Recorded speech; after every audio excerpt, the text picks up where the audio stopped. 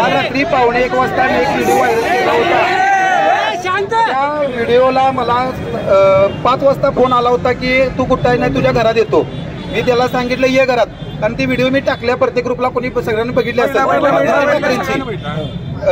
रंकाळ्याला संवर्धनाला पैसे दिले, ते ठरवून मला वाटते या आता घटना घडलेली आहे। कारण मला टार्गेटिंग, कारण मी नुसतं जीवन आलो होतो, जीवन मी सुनील जाधवना म्हणलो साहेब जय महाराष्ट्र, ते मला म्हणलं तू दुगल आहेस, बट ठीक आहे म्हणलो, मतदान झाल्यावर कळेल।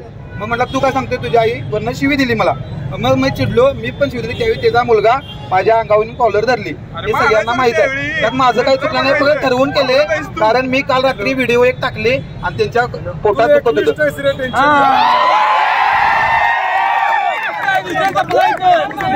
त्यामुळे आता माझी विनंती 10 मिनिटं इथंच बसायचं आहे, माझा ऐकायचा 10 मिनिटं थांबा इथं, 10 मिनिटं बसा इथं, 10 मिनिटं।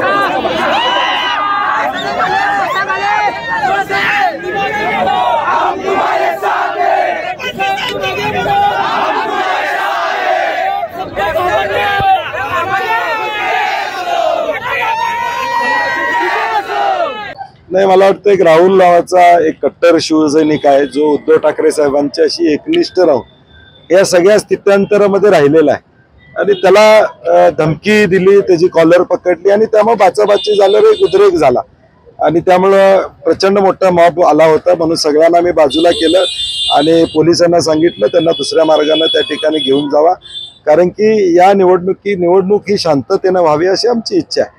आणि त्यांचा जो प्रयत्न चाललाय डिस्टर्ब करायचा आणि मतदान कमी करायचं, या सगळ्यातून मतदान कमी करण्याचा प्रयत्न होतोय। आणि मला वाटते कॅबिनेट दर्जा असलेल्या माणसानं एवढ्या खालच्या ह्याच्यावर करणं संयुक्तिक नाही। सकाळपासून सगळीकडेच ते धमकी देत आहेत, योग्य नाही, आणि कोल्हापूरकर जनता हे असल्या गोष्टी खपवून घेत नाही।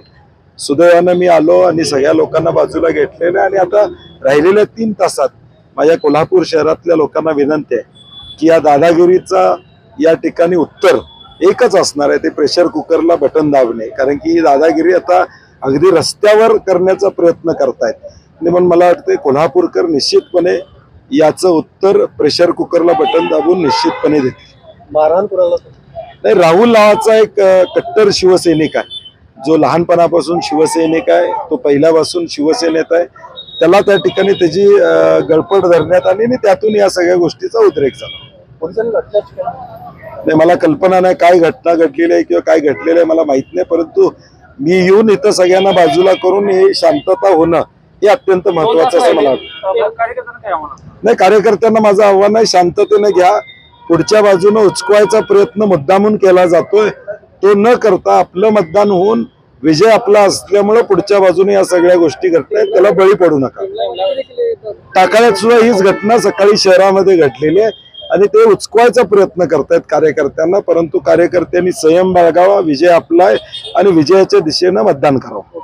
असेच नवनवीन विषय ऐकण्यासाठी लाईक, सबस्क्राईब आणि बेल आयकॉनवरती क्लिक करा.